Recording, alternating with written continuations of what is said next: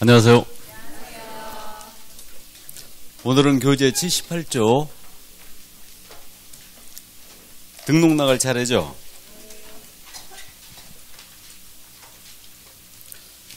자, 중개사무소의 개설 등록이거든요. 거기 80쪽을 보시면 구조일항 조문이 실려 있어요. 잠깐 읽고 시작합니다. 구조 제1항 80쪽 맨 위에요.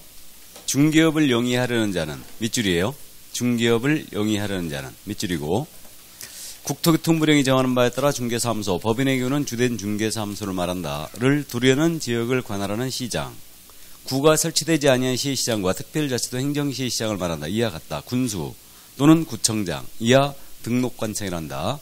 에게 중개사무소의 개설 등록을 하여야 한다. 개설 등록을 하여야 한다. 밑줄이에요. 그리고 앞으로 가십니다. 다시. 자, 그럼 등록으로 지금 들어왔는데요. 이 등록은 영업허가를 받는 게 등록입니다. 구조일항 조문이 뭐라고 되어 있냐면, 중개업을 영위하려는 자, 이 자는 중개사무소의 개설 등록을 해야 한답니다. 그럼 중개업을 하면서 등록 안 하면 무등록 중개업으로 처벌하겠다는 얘기죠. 이 얘기고, 그럼 중개업이 아니라면 등록할 필요가 없네요. 따라서 컨설팅이나 분양 대행만 목적으로 한다. 등록할 필요가 있어요, 없어요? 없습니다. 그러나 컨설팅이나 분양 대행에 부수적으로 중개업을 한다. 그래도 등록이 요구됩니다. 그리고 우리 국토부 유권 해석은 출제할 일이 없어요. 그러나 이제 이해만 해두는데, 요즘 인터넷이 활성화되어 있어요. 그러니까 인터넷만으로만 중개업을 합니다. 그래도 사무소 확보하고 등록을 해야 한다는 게 유권 해석인데 일단 타당한 걸로 보입니다. 참고해 두시고, 자, 그럼 이 등록으로 오기까지 연역은 1961년도 소개영업법이 있었어요. 이때 당시에는 중개업 진입을 하기 위해서는 신고였어요, 허가였어요, 등록이었어요? 신고. 그래서 이때 당시 신고하고 중개업 진입한 분들이 지금도 존재하는데, 그분들이 중개인. 전국적으로 약 3,000명 정도가 있다고 그랬습니다. 자, 그랬다가 이제 1983년도 12월 말이었죠. 부동산 투기가 만연하니까 이때 부동산 중개업법을 제정했어요. 중개업법 제정 당시에는 허가제였습니까? 등록제였습니까? 허가제. 그래서 허가제로 운영됐어요. 그랬다가 이 중개업법 7차 개정이에요. 지금 27번의 개정을 받는데, 중개업법 7차 개정을 할 때 이때가 1999년도 3월 31일이었어요. 그래서 이때 개정을 하면서 IMF 시대였죠. 그래가지고 이제 등록제로 전환시킨 거예요. 그래서 현재까지도 이어져 내려오고 있는 겁니다. 이 등록의 사전적 의미는 일정한 사실관계나 법률관계를 행정관청에 비치된 장부에다가 기재한 행위, 기자체를 등록이라 하는데 일단 참고해 두시고요. 자, 그러면 이제 등록의 성격 보고 가야 되죠. 교재 78조 등록의 성격. 등록은 일신 연속성이 있대요. 당연한 얘기죠.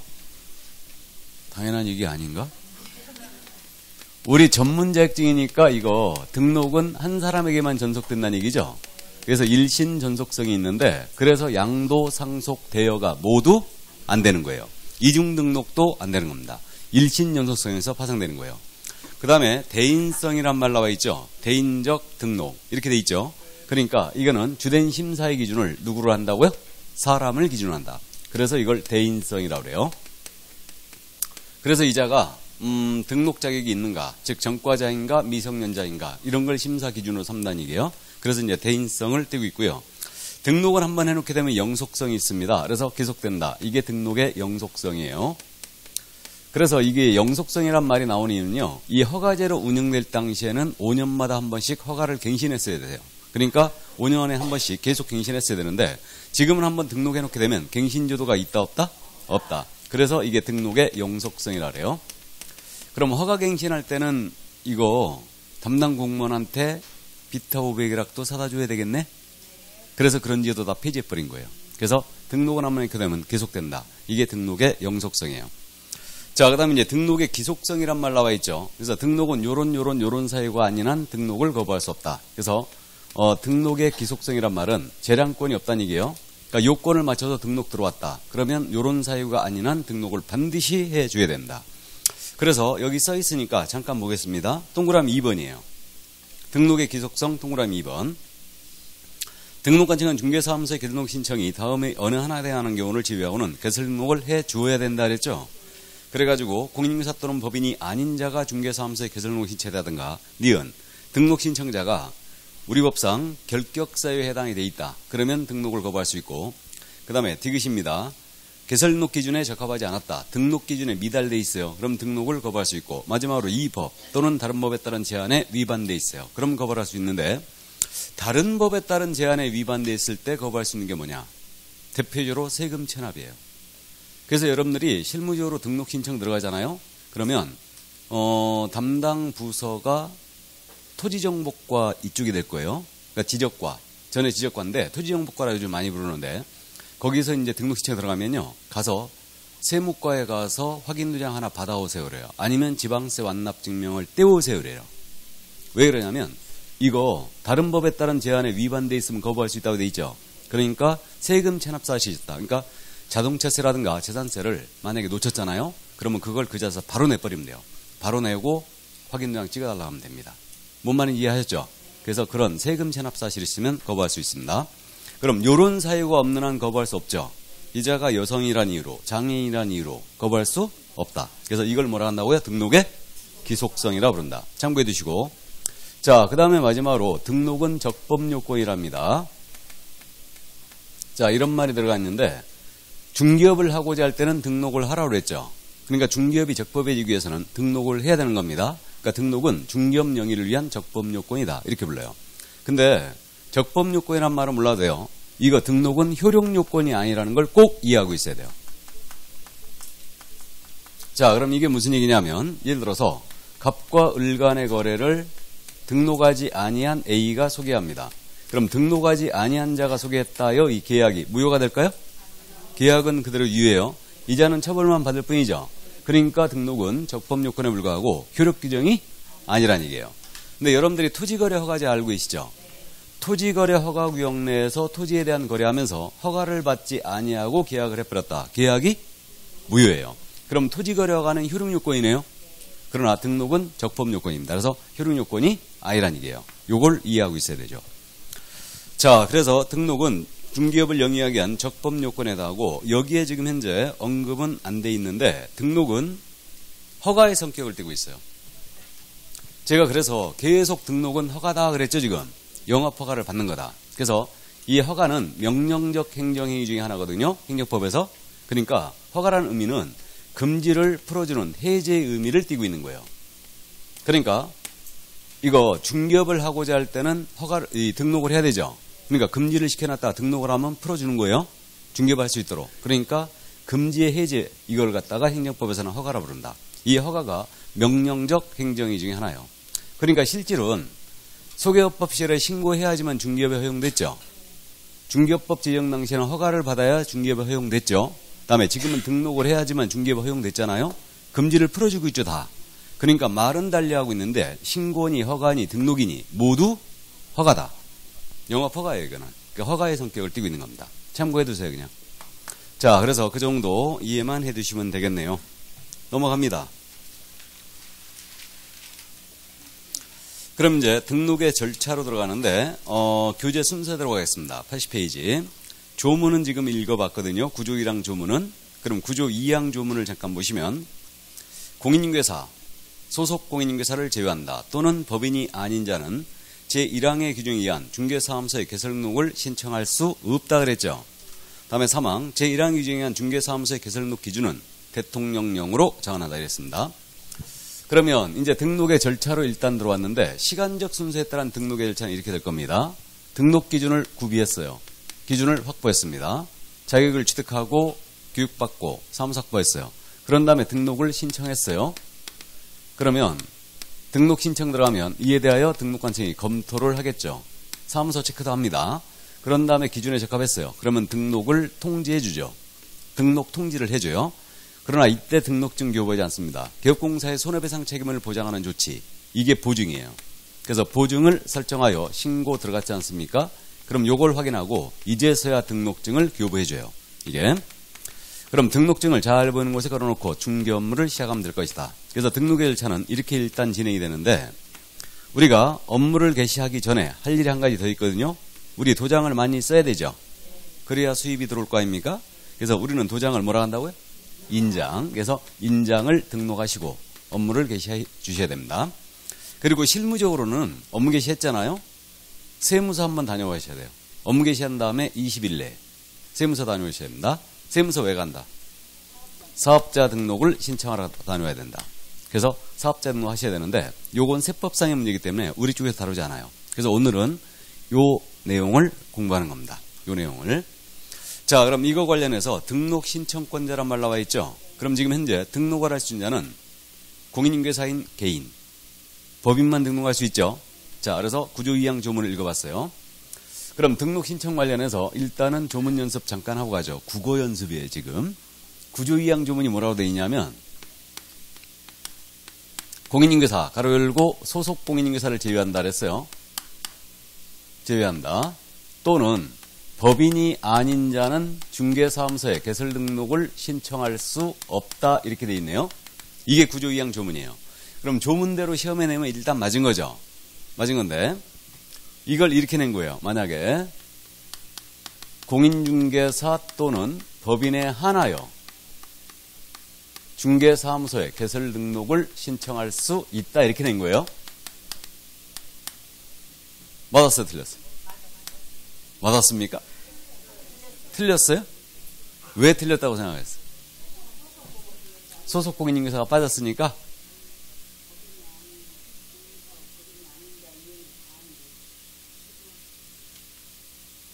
공인중개사 또는 법인에 한하여 등록을 신청할 수 있다. 지금 현재 개인의 경우는 공색증 무조건 있어야 됩니다. 맞죠?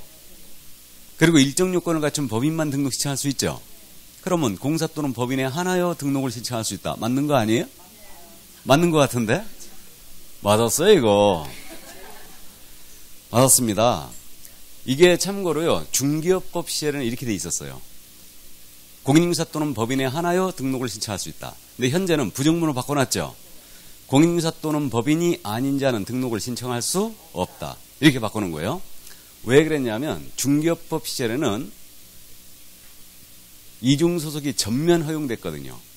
근데 현재 법은 이중소속을 전면 금지했어요. 그러면서 소공사를 제외한다는 말 들어갔죠. 그러면서 이걸 부정문으로 바꾼 거예요. 근데 여전히 이렇게 내도 맞는 걸로 보입니다. 다만 이렇게 내면은 이거 태클 걸 사람 있겠죠. 그죠? 여러분들도 이거 맞았다 틀렸다 옥신각신 했잖아요, 지금. 그러니까 분명히 출제자는 이렇게 안 낼 겁니다. 그러니까 조문대로 내버려요. 그러니까 일단 참고만 해두시고, 다만 소공사를 제외한다는 말 있죠? 이게 무슨 뜻이냐? 요게 이제 문제인데, 요거는 무지하게 잘 물어봅니다. 소공사 제외한다는 말이 우리 소속 공인중개사는 중개사무소에 개설 등록을 신청할 수 없다. 이 얘기예요.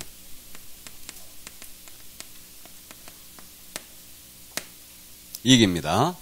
소공사 왜 등록 신청할 수 없어요? 이중소속 전면 금지했으니까. 그러니까 소공사란 신분은 현재 중개사무소에 재직 중인 자죠. 그러니까 등록 신청할 수 없어요. 우리 이중소속 전면 금지했기 때문에.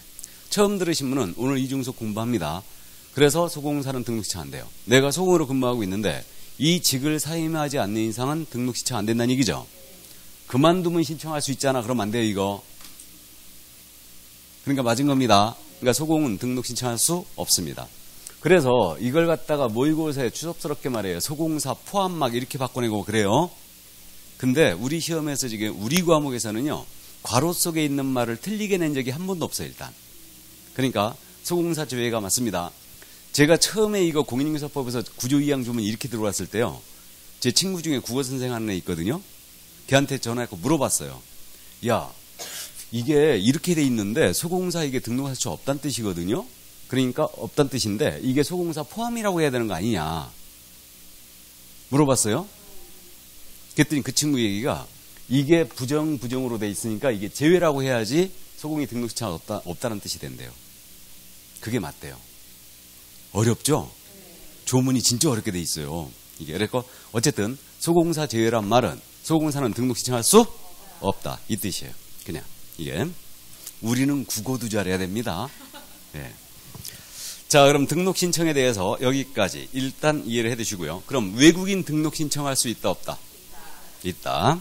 그다음 이제 등록관청은 구조이랑 조문에서 읽어봤어요. 그럼 관할에 관한 문제인데 어디다 등록 신청을 들어가느냐 이 문제인데 이 관할은 구조이랑 조문에 중개사무소를 두려는 지역을 관할하는 시, 군, 구청장이랬죠. 그래서 중개사무소 소재지를 관할하는 시장, 군수, 구청장에게 들어갑니다. 그러니까 내가 중개사무소 둔 지역 있죠.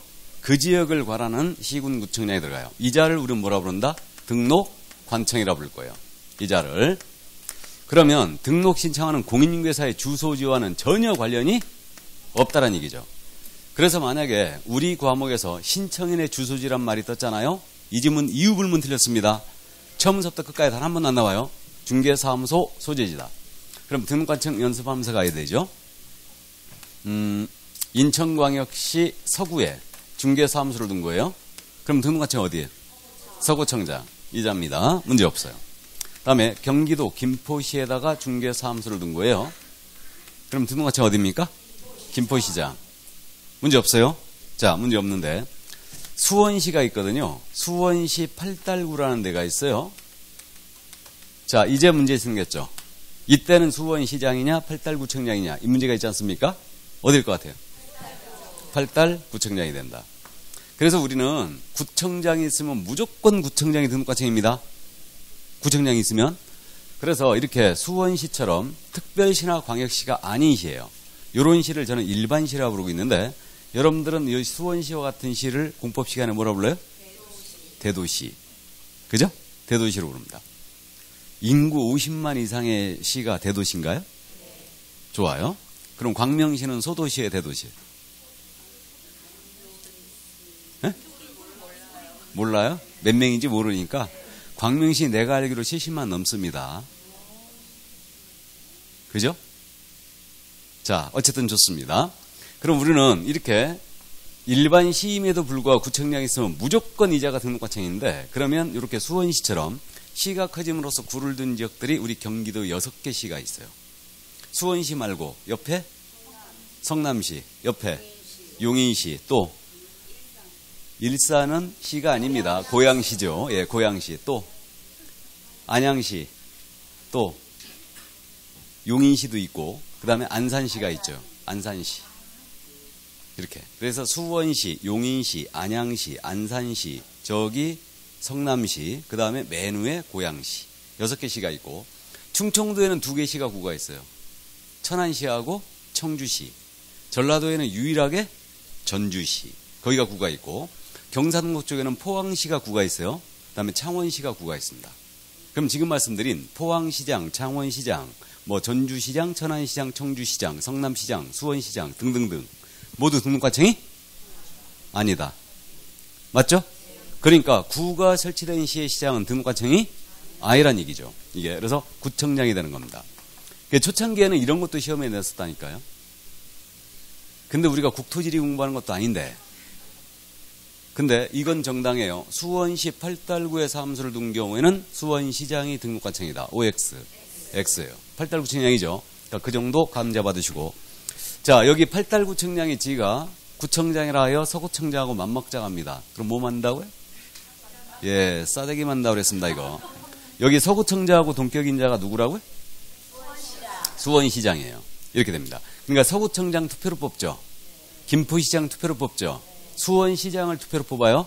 그러니까 여기 팔달구청장은 수원시장이 임명한 구청장에 불과합니다. 그러니까 단체장을 투표로 뽑는 지역, 이 지역을 지방자치단체라고 그래요.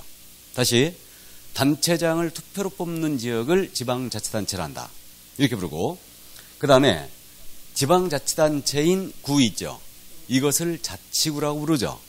그리고 지방자치단체가 아닌 구를 비자치구라고 불러요. 공법 시간에 들어봤죠. 그래서 자치구, 비자치구 그러면 여러분들이 상당히 헷갈려합니다. 자, 그래서 어쨌든 참고만 해두시고 이게 그럼 우리는 구청장이 있으면 무조건 구청장이 등록관청이 되는 겁니다. 그 정도 감 잡아두시고 이제 넘어갈까요? 등록의 절차, 등록의 요건급이 이렇게 돼 있는데 좋아요. 그럼 등록 기준을 확보하라는 얘기 이제 그래서 이제 등록 기준을 확보합니다.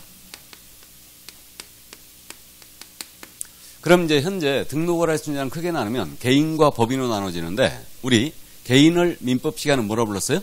자연인. 자연인이라고 부르겠습니다. 그래서 자연인의 등록 기준이에요. 그러면 자연인이 등록을 한다. 그럼 어떤 요건을 갖춰야 되냐? 먼저 공인중개사 자격을 취득해야 돼요. 이게 첫 번째. 그래서 개인에게는 반드시 자격증이 있어야 됩니다. 그래야 등록을 할 수 있어요, 이제. 그래서 자격 취득해야 되고, 다음에 교육받고 와야 되죠. 우리는 실무에 나가기 전에 받는 교육이다 해서 이걸 뭐라 한다? 실무교육이라고 불러요. 그래서 실무교육을 이수할 것. 이거.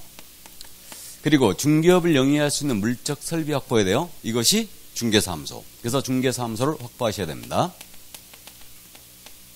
확보 계획으로 들어가는 거 아니에요. 미리 우리가 확보해 놓는 거예요. 그래서 확보해 놓으셔야 되고, 그리고 마지막으로 등록을 못하는 사유에 해당이 안 돼 있어야 돼요. 이것을 결격사유라고 해요. 그래서 결격사유에 해당이 안 돼 있어야 됩니다. 대표적인 결격은 미성년이라든가 전과사실이에요. 그래서 이런 게 없어야 됩니다. 이게 개인의 등록 기준이고, 이거 암기할 필요도 없죠. 그냥 쉽게 이해가 됩니다. 그럼 자격취득과 관련해서는요. 자격취득과 관련해서는 뭘 주의해야 되느냐. 우리 변호사의 자격을 가진 자. 변호사증 갖고 등록 신청 받아줬어요? 안 받아줬어요? 안 받았습니다. 그래서 우리 변호사들이 자격취득하면 세무사역증 그냥 준다고 그랬죠. 세무사역증 그냥 줘버립니다. 그래가지고 변호사들이 우리 공소역증 달라고 떼를 쓴 적이 있었다고 그랬어요. 우리 협회에서 택도 없는 소리 하지 말라고 거절시켰죠, 이거. 그래서 어쨌든 서초동에 있는 변호사가 이거 자격증 첨부하여 등록 신청했다가 이 소송이 대법원까지 갔어요. 등록해달라고 떼써가지고 결국 패소했죠. 자, 그럼 변호사일지라도 공소역증이 없으면 등록을 받아준다, 안 받아준다? 안 받아준다. 그러면 지문을 이렇게 낸 거예요. 변호사는 중개사무소 개설 등록 기준을 적용받지 않는다. 이렇게 낸 거예요. 변호사는 중개사무소 등록 기준을 적용받지 않는다. OX. X. 알아봤어요? 저놈이 뭔 소리 하는 거냐, 지금. 눈빛이 딱 그 눈빛이야. 지문을 그렇게 냈다고요. 변호사는 중개사무소 등록 기준을 적용받지 않는다. OX. X죠. 등록 기준 적용받는다는 얘기죠. 그러니까 여러분들이 변호사는 등록 기준을 적용받는다, 안 받는다. 이런 식으로 내면요. 멈칫하는 거예요. 이렇게 내면 금방 알아봐요. 변호사일지라도 공인자격증이 없으면 중개사무소에 등록을 신청할 수 없다. 맞죠? 금방 알아보거든요. 근데 시험에서 그렇게 안 낸다는 얘기죠. 그렇게 내는 건 아주 난이도 학급의 하예요. 근데 이걸 틀어낸다는 얘기죠. 등록 기준을 적용받느냐, 안 받느냐. 변호사 받아야 안 받아요? 받는 건 그러니까 이게 멈칫멈칫하는 거예요. 그래서 우리 과목이 공법하고 엮인 게 결코 좋은 일이 아니에요. 여러분들 아시죠? 1차 2과목 논수업 100분. 그죠?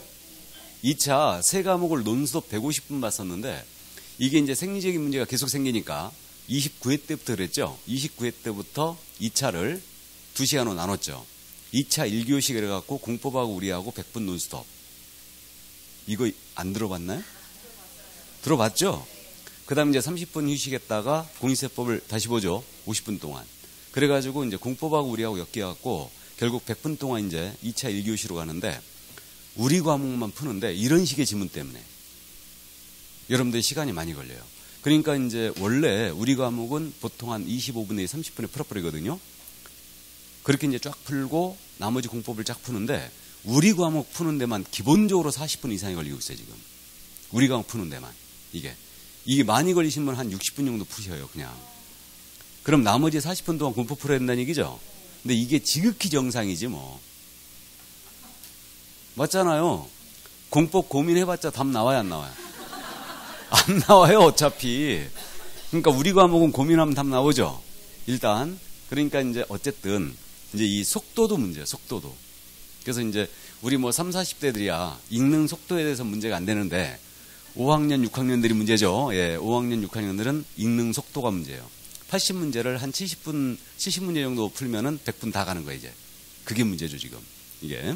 어쨌든. 자, 그래서 이제 속도를 내기 위해서는 문제를 많이 풀어봐야 되고요. 여러분들이 지문들을 많이 적응을 해야 돼요. 그 다음에 기본서를 끊임없이 읽어줘야 됩니다. 민법 같은 문제 이제 여러분들이 구경은 하셨겠지만 문제만 막 이만큼씩이죠? 안 그래요? 갑이 어떻고 을이 어떻고 병이 어떻고 정이 어떻고 무까지 나오고 그러잖아요. 갑을병정 무. 야, 근데 문제를 너무 징그럽게 내는 거 아니에요, 그거? 어쨌든 좋습니다. 그래서 변호사도 등록 기준을 적용받는다는 거, 그러니까 공사증 반드시 있어야 된다는 거 이해를 꼭 해두시고, 다음 실무교육을 받아야 됩니다. 그래서 이 교육에 대한 내용은 이제 다시 공부하는데 여기서 실무교육 기본 내용 잠깐만 짚고 갑니다. 그러면 실무에 나가기 전에 받는 교육이라 해서 우리는 실무교육이라 부르고 있는데 이 실무교육은요, 실무 수습을 포함한다는 이 말이 들어가 있어요. 실무교육은 실무수습을 포함한다. 이렇게 돼 있거든요. 조문에. 실무수습을 포함한다. 아무리 뒤져봐도 없어요. 거기 지금. 실무수습을 포함한다. 이 말이 들어갔어요. 들어가 있는데 이게 들어온 지가 한 5년 됐거든요. 그러니까 중개사무소에 등록을 하고자 하는 자는 실무교육을 이수해야 한다. 그리고 실무교육 가로 열고 실무수습을 포함한다. 이렇게 해놨어요. 법조문에 이렇게 해놓은 거예요. 그래가지고 결국은 교육제도, 실무교육을 없애고 수습으로 간다. 라는 이제 입법 예고를 했었어요. 이렇게. 그래갖고 이제 수습을 하고 등록을 하게 하겠다. 그래가지고 그때 5년 전에 난리가 났지 않습니까? 그러면 일단 실무수습을 어디 가서 해야 되며, 얼마 동안 해야 되며, 그 실무수습을 했는지 안 했는지는 어떻게 증명할 것이며, 여러 가지 문제가 생겼던 거예요. 그래가지고 등록할 사람들은 그때 바로 등록을 해라. 그래갖고 제가 그때서부터 창업실무교육을 시작했어요. 이때서부터. 바로바로 등록할 수 있게, 이게. 그래갖고 이게 실무수습을 포함한다. 그러니까 실무수습을 도입할 것을 예고했었거든요. 근데 그런 문제가 생긴 거예요. 얼마 동안 할 거냐, 어디서 할 거냐, 증명은 어떻게 할 거냐. 이런 문제에 대해서 논란이 너무 많은 거지. 그래갖고 법조문에 딱 집어넣고 구체적인 시행령이 지금까지도 안 나오고 있는 거예요. 시행령이. 그때 논의됐던 게 실무수습 3개월 내지 6개월 얘기가 많이 나왔어요. 3개월 내지 6개월. 그러니까 중개사무소 가서 수습을 거치라는 얘기죠. 이 얘기예요. 그래야 등록을 받아주겠다. 이게. 근데 또 이게 어떤 문제가 또 현실적으로 부딪혔냐면, 그럼 우리가 자격증 따고 나서 중개사무소 가서 근무해야 된다는 얘기죠. 그러면 수습을 거쳐야 등록을 할 수 있으니까 결국 우리가 급여를 받고 근무를 하는 게 아니고 돈을 내고 근무해야 되는 사태가 또 벌어지는 거예요. 또. 맞죠? 우리 개공들이 또 보통이 아니잖아요. 그죠? 그러니까 돈을 내야 되는 사태가 벌어질 수도 있어요. 그래가지고 이제 3개월, 6개월 얘기가 계속 나오다가 결국 유야무야 되고 있어요. 근데 요 규정이 살아있다는 건 이해해 두세요. 실무수습을 포함한다. 이 규정이 들어와 있다는 거. 참고만 일단 해두세요. 이게. 제가 보기에는 지금 현재 우리 실무교육 며칠 가서 받아요? 4일. 4일 가서 받아요. 집합교육은 3일이고 온라인 교육 하루 받는데 어쨌든 4일 교육을 받습니다. 이렇게 하지 말고 실무교육을 한 4주 정도 했으면 좋겠어요. 그냥. 그럼 너무 오래 하는가? 근데 여러분들 합격하고 나서요. 계약서 한번 써보라고 하면 못 쓰거든. 근데 그 계약서 못 쓰는 이유는 누구 책임? 내 책임. 계약서 쓰는 이유는 중개사법에서 공부하는 거 아니에요. 확인서면서 써보라고 하면 여러분들 확인서면서 못 써요. 그 책임도 누구 책임? 내 책임. 그러니까 우리는 시험에 대비한 공부를 하기 때문에 사실상 실무적으로 우리가 진짜 부딪히게 될 계약서나 설명서 쓰는 유형, 부동산 거래 신고 요령, 전자계약서 어떻게 쓰는지 이런 부분들을 이론적으로만 공부할 뿐 실질적으로 써보진 않는다는 거죠. 그래서 이제 여러분들이 실무교육 가시면 이 내용을 써봐요. 써보는데 이게 그냥 한 건 가지고 딱 써보니까 전혀 이게 적용이 안 되는 거예요. 근데 실무에서는 계약서만 하더라도요. 종류가 엄청나게 많아요. 아파트 매매계약서, 아파트 전세계약서, 아파트 임대차계약서, 상가 매매계약서, 상가 임대차계약서, 상가 전세계약서, 오피스텔 매매계약서, 전세계약서, 임대차계약서. 다 틀려요. 토지 매매계약서, 전세계약서, 임대차계약서. 특약 거는 게 다 틀리거든. 예. 근데 이거를 하나도 공부 안 한다는 거지. 그래서 여러분들이 이제 사무소 가서 배우는 거예요. 이게. 그래서 이제 어쨌든 실무교육에서 그러면 한 4주 정도 해버리면 다 할 거 아니에요. 그럼 그것도 싫은가? 어쨌든 좋습니다. 자, 그러면 이제 실무교육 현재 요거에 들어가 있다는 것만 잊으시고, 그러면 실무교육 언제까지 받아라느냐? 등록 신청 전 1년 내 이수해야 되죠? 그래서 등록 신청하기 전 1년 내 실무교육을 받는 거예요. 그럼 내가 당장 자격증을 따고 등록을 할 게 아니라면, 또는 소공으로 근무할 게 아니라면 실무교육을 받을 필요가 없죠. 그러니까 등록 시점에 맞춰서 내가 미리 교육을 받으면 돼요. 그래가지고 지금 현재 한창 실무교육이 진행되고 있죠. 그래서 우리 수도권 지역은 각 실무교육장이 전부 다 마감돼 있어요. 지금 1월달까지 다. 이거 현재. 그래서 이거 등록 신청 전 1년 내 실무교육을 받아줘야 되고요. 그러면 중개업을 영위하다가 폐업 신고하는 거예요. 폐업 신고 후 1년 내 재등록을 합니다. 이때는 실무교육 받을 필요가 있다 없다? 없어요. 그러니까 단기간 내 재등록 시에는 실무교육을 면제합니다. 왜 그러냐면 실무교육의 내용이 법률 지식을 기리고 중개 및 경영 실무라든가 직업윤리를 내용화하기 때문에 단기간 내 재등록 시에는 이때는 실무교육을 면제해줘요. 그럼 현재 실무교육 실시권자는 시도에서로 되어 있고 협회에서 위탁 시행을 하고 있습니다. 이렇게 되어 있고 실무교육 시간은 28시간 이상 32시간 이하로 되어 있어요. 근데 현재 실질적으로 며칠 하고 있다고요? 28시간 4일 하고 있어요. 그러니까 7시간씩 4일이에요. 그래서 하루는 온라인 교육입니다. 7시간 온라인 교육해주고 컴퓨터로 교육받는다는 얘기죠. 컴퓨터로 교육받고 3일은 집합교육이에요. 협회에서 지금 현재 교육비는 13만 원을 받고 있습니다. 그래서 올해 합격하시고 바로 난 개업을 할 거다 또는 소공으로 근무할 거다 그러면 가서 바로 실무교육 신청해야 돼요. 잘못하면 밀리거든요. 계속 이게. 자, 그래서 실무교육 자세한 내용은 이제 후일 더 하기로 하고요. 그러면 실무교육을 받았습니다. 그럼 수료증 사본을 줘요. 수료증을 줍니다.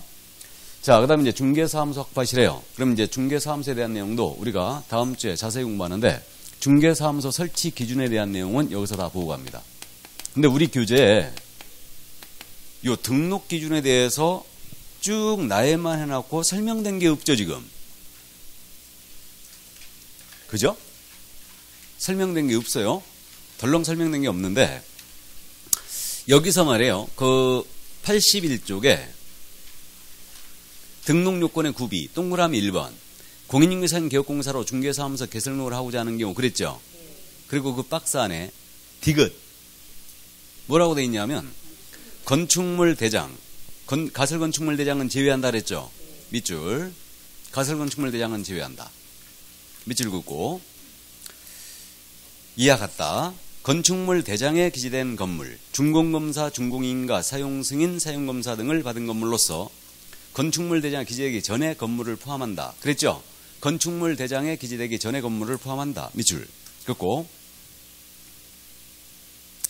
그래서 건축물 대장에 기재된 건물의 중개사무소를 확보, 소유전세, 임대차 또는 사용대차 등의 방법에 의하여 사용권을 확보해야 한다. 할 것. 이랬죠 지금? 괄호가 많아서 아주 징그러 죽겠죠 이거? 아주 헷갈리는데 사무소 기준이 이렇게 돼 있어요 지금. 이게 조문이에요. 이게. 그럼 사무소 설치 기준이 어떻게 되냐면 건축물 대장에 기재가 된 건물의 확보라는 얘기죠. 건축물 대장에 기재가 된 건물의 확보하라. 그리고 그 신청인이 소유, 전세, 임대차, 사용대차의 방법으로 사용권이 있어야 된다고 했죠. 그러니까 사용권이 있는 건물로서 건축물 대장에 기재된 건물의 확보할 것. 다만 건축물 대장에 기재가 안 돼 있네요. 안 돼 있을지라도 준공이나 사용검사가 됐다고 그랬죠. 준공, 사용검사가 된 건물은 예외적으로 설치할 수 있다. 이게 설치 기준이에요, 지금. 그래서 딱 이것뿐이기 때문에 이제 해석에 의존하여 우리가 따져보는 거예요. 그럼 건축물 대장에 기재가 돼 있어야 되니까 무허가나 불법 건축물은 설치할 수 있다, 없다? 없다라는 얘기죠. 여기는 설치 불가예요. 그 다음에 이 건축물 대장에는 가설건축물 대장은 제외한다고 그랬죠. 그럼 여러분들이 공법 시간에 건축법을 공부하는데 가설건축물이라는 게 있죠. 그래서 가설건축물은 컨테이너 사무실이라든가 경량 철골 사무실 이런 것들이죠. 그래서 이 가설건축물은 일단 적법한 건물일지라도 그러니까 건축신고나 가설건축물 신고나 또는 허가를 받은 건물일지라도 건축물 대장 기재가 안 된 거죠. 그럼 여기는 설치할 수 있다 없다? 없어요. 기억하셔야 됩니다. 가설건축물은 설치할 수 없어요. 근데 우리가 저 아랫역 쪽으로 가면 컨테이너에다가 중개사무소 열어놓은 데가 있다고 그랬죠. 보신 적도 있죠. 그런 사무실들은 아주 예전에 설치했거나 예전에는 규정이 이렇게 안 돼 있었어요. 그때 설치했거나 아니면 컨테이너일지라도 건축물 대장에 기재가 되어 있을 가능성이 있죠. 이게. 그래서 어쨌든 우리는 가설건축물은 설치할 수 있다 없다? 없다. 이해해 두시고 요 규정 봤을 때 면적을 제한하는 규정은 존재한다? 안 한다? 안 한다. 존재하지 않는다. 일단 여기까지. 시험에서 물어보는 건 여기까지예요. 시험에서 물어보는 거는 일단. 그러나 면적 제한 규정은 존재하지 않지만 우리가 품위를 유지해야 된다고 그랬죠. 그럼 품위를 유지하기 위해서는 너무 좁으면 없어 보여요 또. 맞죠? 그럼 전용 면적 기준에 했을 때 몇 평 정도는 돼야 된다? 10평이면 엄청 큰 거예요 그거. 적어도 6평 정도는 돼야 돼요. 6평 정도는 돼야지만 책상 2개 놓고 테이블 하나 정도 놓고 그 정도 돼야 됩니다. 그래서 어쨌든 손님 왔을 때 너무 불편함이 없어야 되죠. 너무 좁으면 손님이 불편해서 안 온다니까. 너무 좁으면. 그래서 어쨌든 그 정도. 면적 제한 규정은 근데 존재하지 않는다. 그럼 지금서부터는 이제 해석상 문제예요. 참고사항인데 자, 다른 사람 명의로 임대차 계약이 체결된 건물에 설치하는 거 가능하느냐?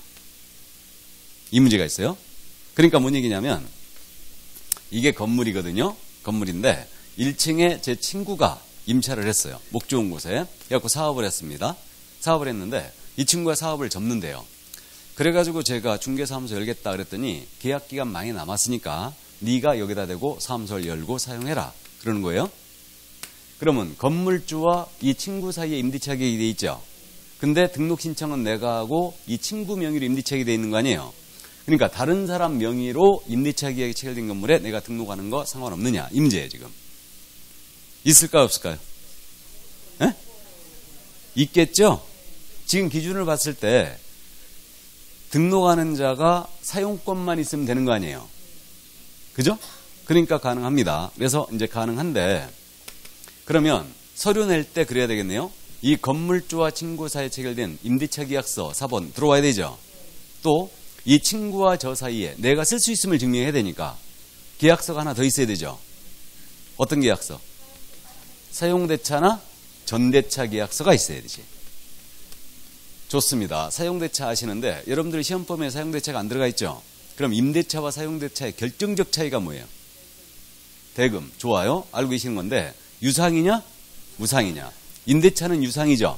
사용대차는 무상. 그럼 전대차는 뭐냐? 이게 돌전자예요. 돌전자. 그럼 임차인이 다시 세를 놓는 거죠. 이게 전대차다. 그러니까 이 친구와 저 사이에 전대차나 사용대차 계약서가 더 들어오면 돼요. 이해되시죠? 자, 이렇게 하는데 그래서 다른 사람 명의로 임대차에 체결된 건물에도 설치하는 건 상관없다. 근데 이론적으로는 이런데 실무적으로 절대 이렇게 안 해요. 우리 사업자 등록해야 된다 그랬죠. 그러니까 이른바 저와 건물주를 설득하죠. 설득해가지고 내가 여기서 임차를 계속 내겠다. 그래갖고 내가 등록해야 되니까 이거 이른바 가라계약서 있죠. 가라계약서. 가짜계약서. 그거 작성 다시 하죠. 직접 해가지고 직접 내가 임차한 걸로 해가지고 등록 신청해버립니다. 그리고 사업자 등록도 해야 되잖아요 지금. 그렇기 때문에 이렇게 해요. 그러니까 특별한 사정이 없는 이상 이렇게 안 들어가요. 특별한 사정이 없는 이상. 자, 그럼 이거 가능하고요. 그 다음 이제 우리 일순환 하신 분들 계시니까 이미 다른 개업공인중개사가 사용 중인 건물이에요. 이미 다른 개공이 개설 등록을 하여 사용 중인 건물이다. 여기다 대고 등록 신청할 수 있어 없어? 있죠? 우리 개업공사는 다음 주에 공부하죠. 업무의 효율적 수행이라 사무소 공동 사용이 되죠. 그러니까 다른 개공이 이미 사용 중인 건물일지라도 여기다 등록하는 건 상관이 없다. 다만 이때는 다른 개공의 승낙서 같이 들어와야 돼요. 같이 들어와야 됩니다. 그래서 일단 그 정도 여기까지 해주시고 나머지는 이제 건축법 시간에 여러분들 공부하거든요. 우리 중개사무소는 근린생활시설에 설치할 수 있다면서요? 아직 못 들어봤어요? 좋아요. 그럼 진도 나가면 하겠습니다. 저도. 자, 그럼 여기까지만 해주시고 시험에 물어보는 거는 가설건축물에 설치할 수 있다 없다? 없다. 면적 제한 규정이 있다 없다? 없다. 여기까지예요. 그러니까 이해는 꼭 해두시고 그 다음에 이제 결격사유에 해당하지 않아야 된다고 그러거든요. 이 결격사유에 해당하지 않아야 된다는 거는 오늘 마지막 시간에 자세히 들여다볼 겁니다. 그때 보기로 하고 이제 문제는 법인의 등록 기준이죠. 아직도 지금 81쪽 나오고 있는 거예요. 그럼 이제 법인이 등록을 신청하는 겁니다. 이제 법인의 등록 기준.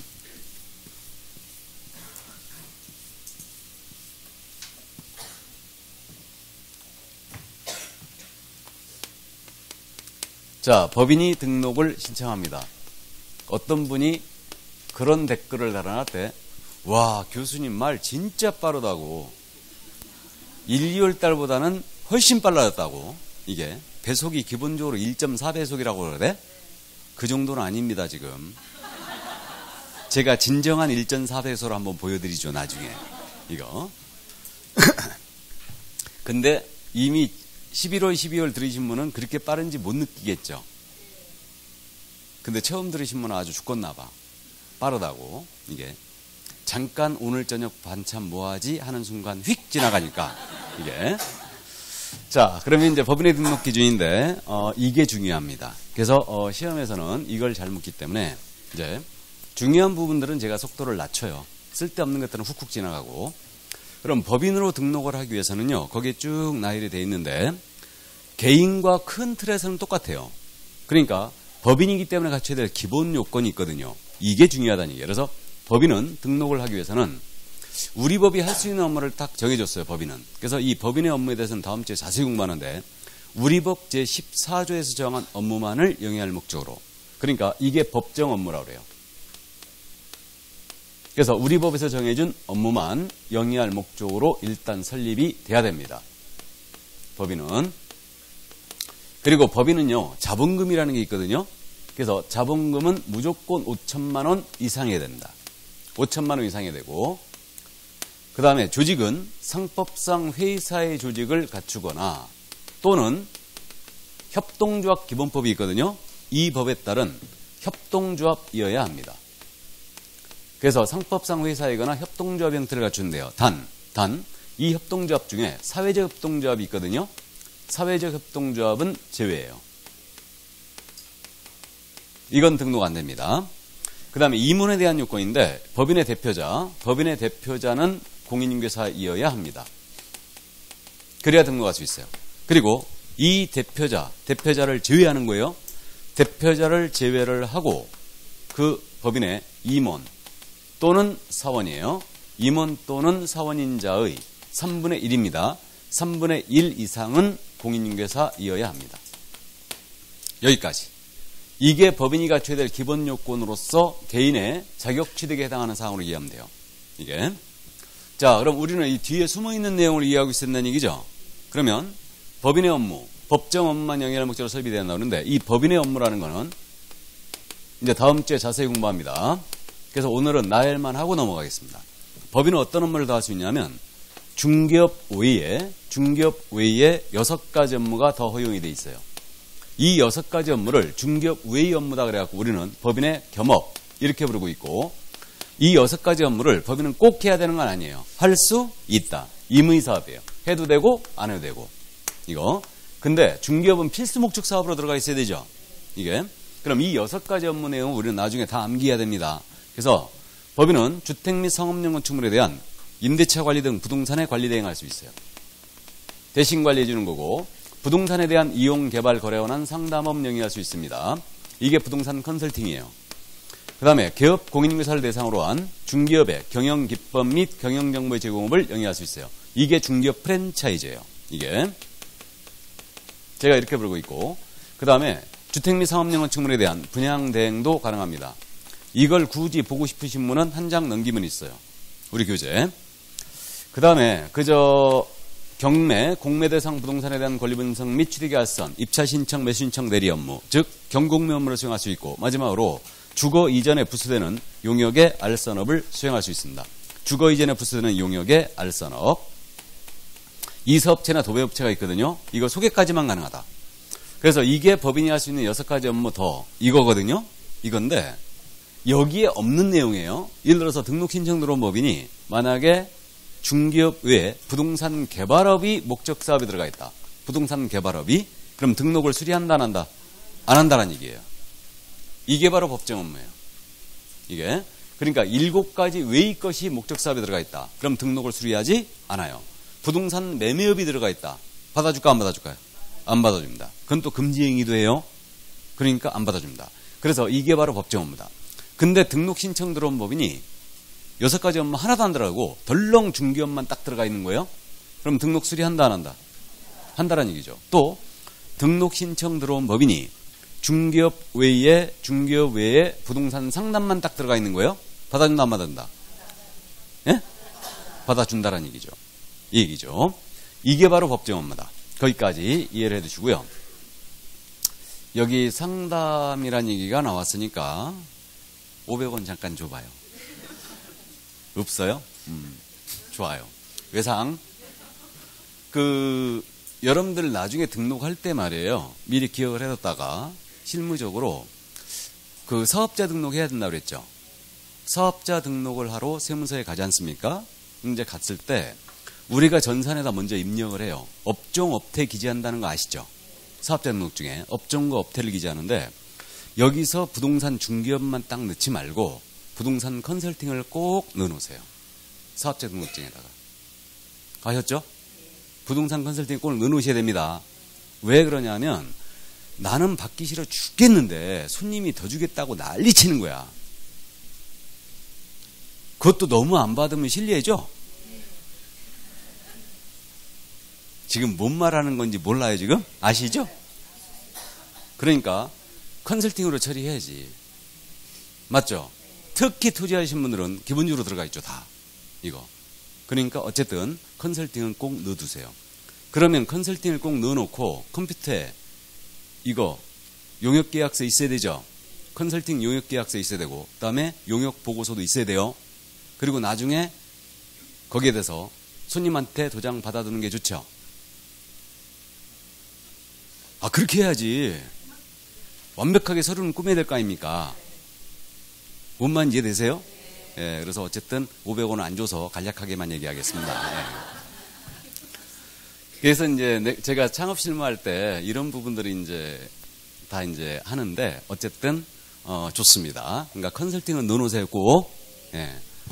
자, 그러면 이제 이게 바로 법정 업무였고요. 자본금은요, 법인 설립할 때 초기 투하 자본이라고 이해하세요. 그러니까 자본금 무조건 5천만 원씩 해야 돼요. 근데 여러분들이 착각을 좀 많이 하는데 상법상 회사 형태로 가는 경우는 자본금 5천만 원 이상 해야 되는 거 맞죠? 근데 협동조합으로 갔을 때는 5천만 원 아니어도 됩니까? 그러니까 중개법인을 상법상 회사 형태로 가든 협동조합 형태로 가든 관계없이 자본금 얼마 이상 해야 된다고요? 무조건 5천만 원 이상 해야 됩니다. 이게. 그래서 상법에서 자본금 규정을 전부 다 삭제했거든요. 근데 우리는 여전히 살아있어요. 그러니까 중개법인 설립할 때 이 자본금 무조건 5천만 원 이상 해야 돼요. 참고로요, 요즘 주식회사 설립하잖아요. 자본금 100만 원이어도 돼요. 자본금이 없기 때문에. 근데 우리는 중개법인으로 간다. 무조건 자본금 얼마 이상? 5천 이상 있어야 돼요. 무조건. 이게. 그래서 이제 이게 좀 형평이 안 맞다. 논란이 많은데 여전히 우리는 중개법인은 무조건 자본금 5천만 원 이상이 됩니다. 협동조합으로 가든 상법상 회사로 가든. 이해하셨죠? 자, 그럼 이제 자본금 5천만 원 이상이 되고 상법상 회사 형태로 가거나 협동조합 기본법에 따라 협동조합으로 하는 거예요. 그럼 상법상 회사의 종류가 어떻게 되느냐? 우리 교재 이 부분이 설명이 전혀 없어요, 지금. 전혀 없는데 이 상법상 회사의 종류는 5가지가 있죠, 지금. 5가지가 있는데 우리가 상법을 보면 주식회사라는 게 있죠. 주식회사가 있고 그다음에 유한회사가 있어요. 그리고 유한책임회사가 있습니다. 유한책임회사가 있고 그리고 합자회사가 있고 한명회사가 있어요. 이게 상법상 회사의 종류 5가지가 이거다. 그럼 우리가 시험에서 알 점은 그거예요. 시험에서 물어보는 부분은 상법상 회사 형태로 가는 경우는 반드시 주식회사 형태여야 한다. OX. X예요. 이거 유한으로 가든 합자로 가든 한명으로 가든 상관없다는 얘기죠. 일단 시험에서는 여기까지예요. 여기까지 물어보는데 근데 이제 문제를 진짜 틀려라고 작정하고 낼 때는 이제 더 깊이 들어가죠. 문제를. 어쨌든 좋아요. 그럼 상법상 반드시 주식회사 할 필요는 없다. 그죠? 그게 됩니다. 그럼 회사 제도에 대한 깊이 있는 이해는 필요가 없다는 얘기인데 주식회사는 주주들로 구성된 회사라고 이해하시면 돼요. 유한회사와 유한책임회사는 유한책임사원들로 구성된 회사예요. 그럼 유한책임사원, 사원이란 표현 등장했죠. 법에서 사원이란 표현은 절대 회사의 직원을 얘기하는 게 아닙니다. 이 회사의 직원을 얘기하는 게 아니고 투자자를 얘기한다. 출자자. 그럼 출자자인 자가 유한 책임을 진다는 뜻이죠, 이거. 그럼 유한 책임은 뭐냐? 투자한 금액을 한도로 회사 채무에 대한 책임을 지는 거예요. 이걸 유한 책임이라 한다. 그래서 이거죠. 이게 유한회사인데 이 유한회사에 제가 1억을 투자한 거예요. 1억 원을. 근데 이 유한회사가 은행으로부터 금 10억을 빌렸던 겁니다.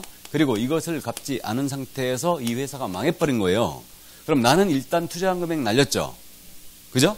개인 재산 가지고 이 10억에 대한 은행에 책임이 있다 없다? 없다예요.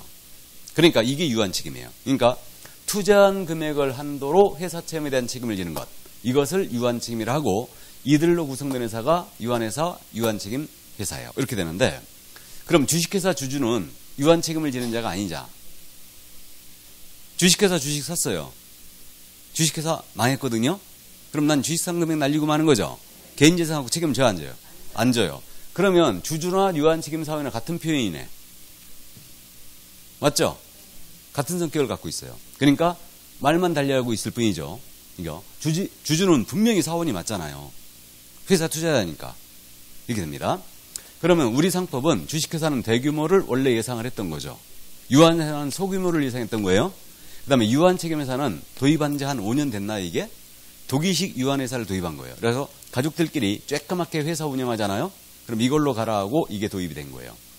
그래갖고 왜 이걸 도입했냐면 우리 TV 같은 거 보면은 유럽에는 이제 명품 생산하는데 대대손손 아주 가내공업으로 조그맣게 운영하고 있잖아요. 근데 그게 명품이더라. 이게. 그래가지고 그런 걸 장려하기 위해서 이 제도를 도입한 겁니다. 그래서 그렇게 할 경우는 유한책임회사로 가라 이 얘기예요. 이게 폐쇄성을 띄었어요 지금. 이거는. 자, 그럼 이 정도 감 잡아두시고 한 명 회사는 거꾸로 유한회사와 정반대 회사예요. 이 회사는 또 거꾸로 무한책임사원 있죠? 무한책임사원들로만 구성된 회사예요. 그럼 무한책임사원은 사원은 투자를 얘기하고 무한책임은 회사 채무에 대해 투자한 금액뿐만 아니고 개인재산 가지고 끝까지 책임을 진다는 얘기죠? 이게 무한책임이에요. 이들로만 구성된 회사가 한 명 회사다. 그래서 저는 여태까지 한 명 회사를 살아오면서 본 적이 있다고요, 없다고요? 없다겠죠, 이거? 없다겠어요. 회사 설립했고 회사 망했는데 뭐하러 한 명 회사로 갑니까? 그냥 개인 회사로 가버리지. 근데 이제 뭐 정부에서 지원을 하기 위한 농기계 회사라든가 수산업 회사 있죠. 이런 데들이 일부 한 명 회사가 있어요. 또 얼마 전에는 봤더니 주류 회사인데 한 명 회사대? 술 싣고 가는데 그 트럭 뒤에 딱 그렇게 써 있대. 한 명 회사라고 이게 있더라고요. 있기는. 그 다음에 합자회사는 그럼 말 그대로 합작이 된 회사예요. 누가 합작된 거냐? 유한책임사원하고 무한책임사원이 합작된 회사다. 이게 바로 합자회사예요. 그래서 이름을 합자회사라 합니다. 합작된 회사이기 때문에. 자, 그럼 상법상 회사의 제도 요 정도만 감 잡아두시고 이제 협동조합 기본법에 따른 협동조합이 있는데요. 그러면 이 협동조합은 우리가 주변에서 농협동조합, 수산협동조합, 축산협동조합 많이 보죠. 그거와는 전혀 관련이 없어요. 이건 협동조합 기본법에 따른 협동조합을 얘기합니다. 농협동조합 같은 거는 특별법에 의해 설립이 된 법인들이에요. 그거는. 그렇기 때문에 결국은 이 농협동조합 협동조합 기본법이 있는데 그 법에 따르면요. 조합원 5명만 있으면 설립이 가능해요. 그래서 시도의사한테 신고하고요. 등기함으로써 바로 이제 협동조합이 설립이 되는 겁니다. 그래서 이 협동조합 형태, 이거 중개법인으로 가라. 이런 식으로 도입이 된 건데 유럽에는 협동조합 형태가 상당히 활성화되어 있죠. 그런데 우리는 협동조합이 잘 안 맞아요. 우리 개념에는. 그러면 중개법인을 협동조합으로 설립하면 간판에 반드시 협동조합의 말이 들어가야 됩니다. 간판에. 그럼 생각을 해보세요. 내가 내 아파트 세를 놓으려고 중개 의뢰하고 가는 거야. 중개사무소 딱 들어가려고 그랬는데 간판에 협동조합이라고 써 있는 거예요. 그럼 멈칫하지 않겠어요? 협동조합은 기본적으로 조합원들의 권익 향상을 위한 단체죠. 그러니까 나는 현재 조합원이 아니에요. 그러니까 뭔가 피해를 볼 것 같다. 그러니까 잘 안 들어가잖아요. 여기 농협에도 잘 안 가시는 분 있죠? 농협은행. 아닌가? 가긴 가요? 어쨌든 그런 이제 우리는 인식을 갖고 있어요. 그렇기 때문에 협동조합이 안 맞긴 안 맞는 것 같은데 어쨌든 중개법인은 협동조합으로 갈 수도 있다는 얘기죠. 그래서 이렇게 설립해 상관없어요. 단 사회적 협동조합은 안 됩니다. 그럼 사회적 협동조합은 뭐냐면 개념적으로는 지역 주민들의 권익 향상을 위한 협동조합이라든가 소외계층 일자리 마련의 협동조합을 얘기해요. 이게 바로 이제 사회적 협동조합인데 우리가 굳이 사회적 협동조합 예를 들면 TV 같은 거 보면 사과 주산지예요. 근데 마을 주민들이 공동으로 사과를 생산하고 공동으로 판매하고 공동 브랜드를 쓰고 그러죠. 그게 일종의 사회적 협동조합이에요. 도시지역 쪽에서는요. 의료협동조합이 탄생하고 있어요. 계속. 의료협동조합. 의사들끼리 모여가지고 협동조합으로 가는 거죠. 이게 사회적 협동조합이에요. 그럼 사회적 협동조합은 기본적으로 비영리법인이에요. 비영리법인. 그럼 비영리법인이면 영리활동을 하고 있는 중개법인으로 갈 수 없다는 얘기가 된 거죠. 그렇기 때문에 사회적 협동조합은 절대 등록 불가합니다. 꼭 명심해야 돼요, 이거. 사회적 협동조합은 안 된다. 자, 그 다음에 이제 임원에 대한 요건인데, 대표자는 공인인규사에 등록할 수 있어요? 대표자가 공사하면 등록 안 받아줍니다. 그 다음에 대표자를 제외한다고요? 포함이라고요? 제외다. 대표자를 제외하는 겁니다. 포함이냐 제외냐 나중에 조심해야 됩니다, 이거. 대표자 제외고, 그 임원 또는 사원인자의 3분의 1 이상이 공사인데요. 그럼 임원이 누구냐? 자, 여기 상법상 회사 5가지가 있거든요. 주식회사, 유한회사는요, 이사라는 분이 계세요. 임원 맞죠? 감사라는 분이 계시거든요. 감사도 임원이에요. 그 다음에 여기 유한책임회사 있죠. 유한책임회사는 상법에 이사 대신 업무집행자를 둔다 그랬어요. 그러니까 주식회사, 유한회사의 업무집행자가 이사죠, 지금. 그러니까 이자와 동격인자예요. 그 다음에 여기 협동조합 있죠. 여기는 임원이 이사, 감사예요. 그러니까 우리 법에서 얘기하는 임원이라는 자는 누구를 얘기하느냐. 주식회사나 유한회사의 이사, 감사, 그 다음에 유한책임회사로 중개법인 갔을 때는 업무집행자, 이자를 얘기합니다. 그럼 우리 법에도 사원이라는 표현이 등장했죠. 그럼 이 사원도 직원은 절대 아니다. 맞죠? 그러면 직원은 절대 아닌데 그럼 유한책임사원이냐 무한책임사원이냐 이 문제가 있는데 이거는 무한책임사원을 얘기합니다. 우리 상법에 그렇게 돼 있어요. 무한책임사원은 회사 업무집행에 권리와 의무가 있다 그랬어요. 그러니까 이자가 바로 회사 업무집행 권한이 있고 이사와 동격인자죠. 그래서 무한책임사원들은 법인 등기부예요. 전부 다 등기됩니다. 이사들처럼.